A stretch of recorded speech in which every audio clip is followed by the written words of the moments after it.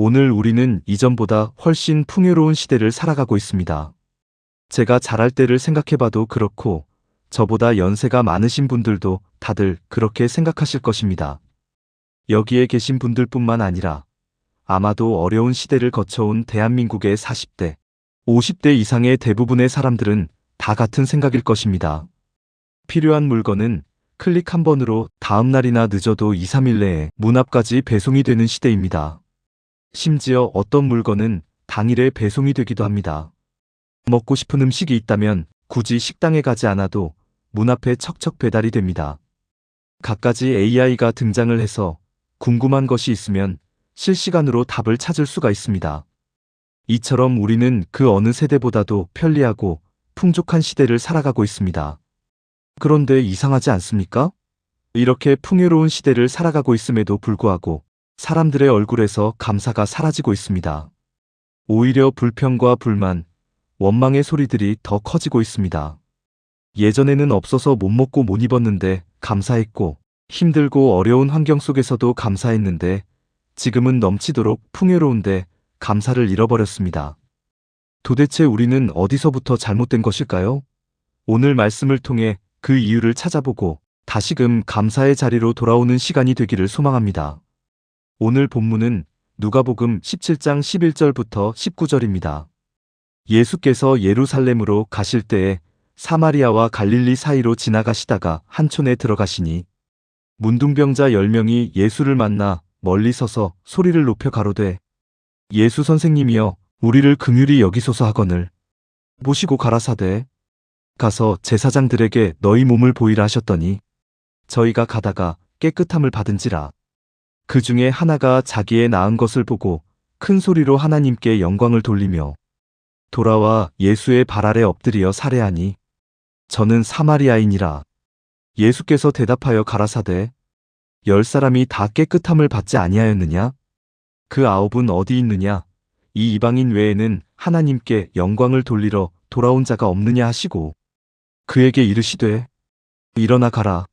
내 믿음이 너를 구원하였느니라 하시더라. 이 본문에 등장하는 10명의 문둥병자를 생각해 보십시오. 문둥병은 당시로서는 죽음보다 더 무서운 병이었습니다. 이 병에 걸리면 가족과도 헤어져야 했고 사회에서도 완전히 격리되어야 했습니다.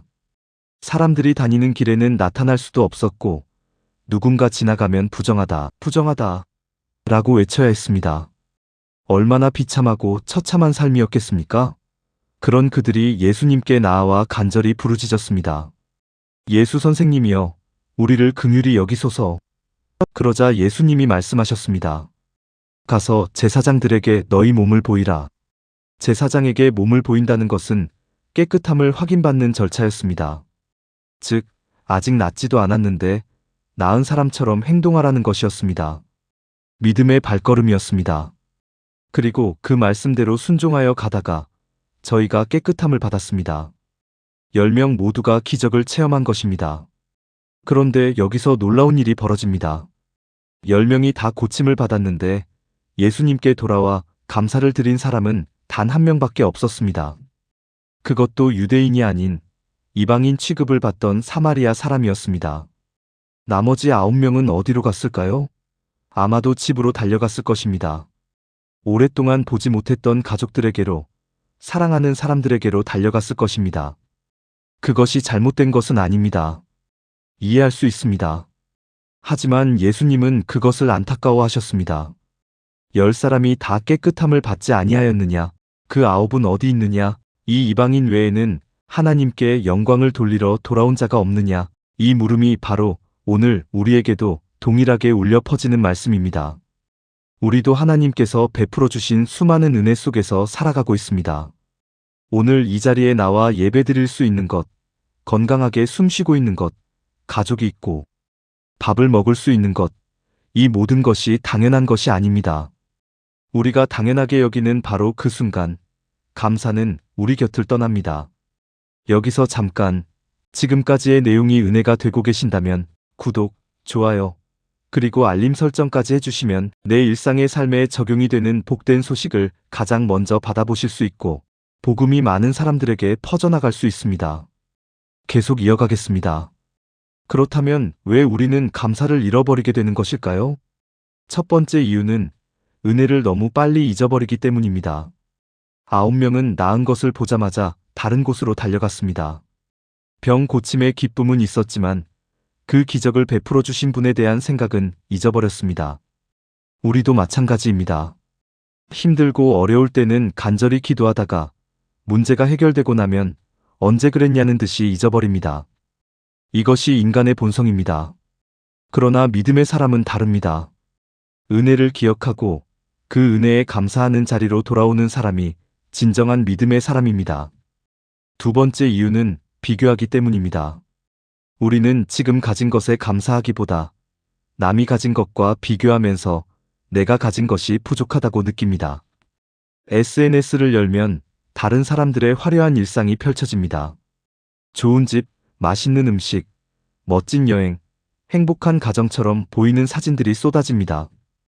그것을 보면서 나는 왜 이렇게 사나, 내 삶은 왜 이렇게 초라한가 라고 생각하게 됩니다.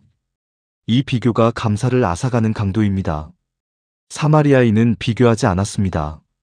그는 단지 자신이 고침을 받았다는 사실, 그 하나에 집중했고 그것만으로도 충분히 감사했습니다. 세 번째 이유는 당연하게 여기기 때문입니다. 문둥병자 10명은 오랫동안 이 병으로 고통받았기 때문에 병이 낫는다는 것이 얼마나 큰 기적인지 알았을 것입니다. 그런데 막상 나아버리고 나니 나은 상태가 당연하게 느껴지기 시작했을지도 모릅니다. 우리도 건강할 때는 건강의 소중함을 모릅니다. 잃어버리고 나서야 그것이 얼마나 소중한 것이었는지 깨닫습니다.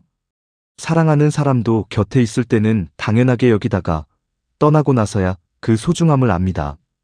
지금 이 순간 당연하게 여기던 것들을 감사의 눈으로 다시 바라보시기 바랍니다. 그렇다면 어떻게 해야 감사를 회복할 수 있을까요? 사마리아 사람에게서 그 답을 찾을 수 있습니다. 그는 자기의 나은 것을 보고 큰 소리로 하나님께 영광을 돌리며 돌아와 예수의 발 아래 엎드려 살해하였습니다. 여기에 세 가지 핵심이 있습니다.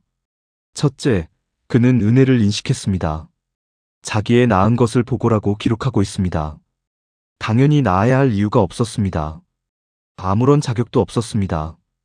그런데 나았습니다. 그 은혜를 인식한 것입니다. 둘째, 그는 소리 높여 하나님께 영광을 돌렸습니다. 감사는 마음속에만 있어서는 안 됩니다. 표현되어야 합니다. 입술로, 삶으로, 행동으로 나타나야 합니다. 셋째, 그는 예수님께 돌아왔습니다. 감사의 자리, 예배의 자리로 돌아온 것입니다. 감사하는 사람은 반드시 하나님 앞으로 돌아옵니다. 맥추감사주일이 일주일 앞으로 다가왔습니다. 맥추절은 이스라엘 백성들이 첫 수확의 열매를 하나님께 드리며 감사했던 절기입니다. 그들은 한 해의 절반을 지나온 시점에서 멈추어 서서 하나님이 어떻게 인도해 주셨는지를 돌아보며 감사했습니다. 우리도 오늘 이 자리에서 잠시 멈추어 서서 돌아보시기 바랍니다. 올 한 해 동안 하나님이 나에게 베풀어 주신 은혜가 무엇인지를 헤아려 보십시오. 살아서 숨쉬고 있는 것, 가족과 함께 있는 것, 교회에 나올 수 있는 것, 예수 그리스도의 보혈로 죄 용서받은 것, 영원한 생명을 약속받은 것, 이 모든 것이 얼마나 크고 놀라운 은혜입니까? 혹시 지금 형편이 어렵습니까?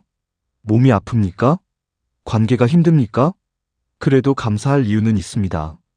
아니, 그 어려움 속에서도 하나님이 함께 하신다는 사실 하나만으로도 충분히 감사할 수 있습니다. 믿음의 사람의 감사는 상황에 따라 달라지지 않습니다. 상황이 좋을 때만 감사하는 것은 누구나 할 수 있습니다.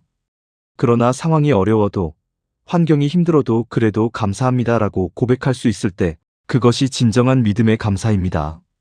사도 바울은 빌립보서 4장 11절에서 이렇게 말했습니다. 어떤 형편에 있든지 나는 자족하기를 배웠노라. 자족하는 것, 감사하는 것은 타고나는 것이 아닙니다. 배우는 것입니다. 훈련하는 것입니다. 오늘부터 작은 것 하나부터 감사를 연습해 보시기 바랍니다. 오늘 아침 눈을 뜬 것에 감사하고, 밥을 먹을 수 있는 것에 감사하고, 걸어서 예배당에 올 수 있는 것에 감사하십시오.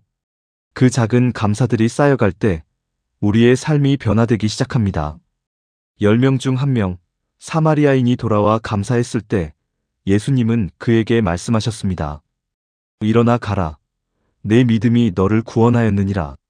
다른 9명은 병 고침을 받았지만 이 사마리아인은 구원을 받았습니다. 감사하는 자리로 돌아온 사람에게 주어지는 선물은 단순한 육체의 치유가 아닌 영혼의 구원이었습니다.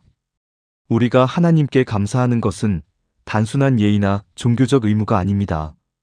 그것은 우리의 믿음을 고백하는 것이요, 하나님과의 관계를 회복하는 통로입니다. 감사할 때 우리는 하나님께 더 가까이 나아가게 되고 하나님의 더 큰 은혜를 경험하게 됩니다. 사랑하는 여러분, 오늘 이 시간 결단하시기를 바랍니다. 감사를 잃어버린 시대를 살아가고 있지만 나만큼은 감사하는 사람이 되겠다고 결단하십시오.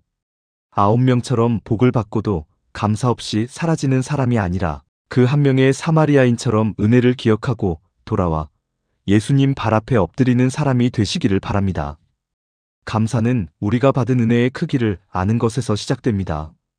우리가 얼마나 큰 죄인이었는지, 그 죄를 위해 하나님의 아들이 십자가에 달리셨다는 사실, 그 놀라운 복음 앞에 서는 순간 우리는 감사하지 않을 수가 없습니다.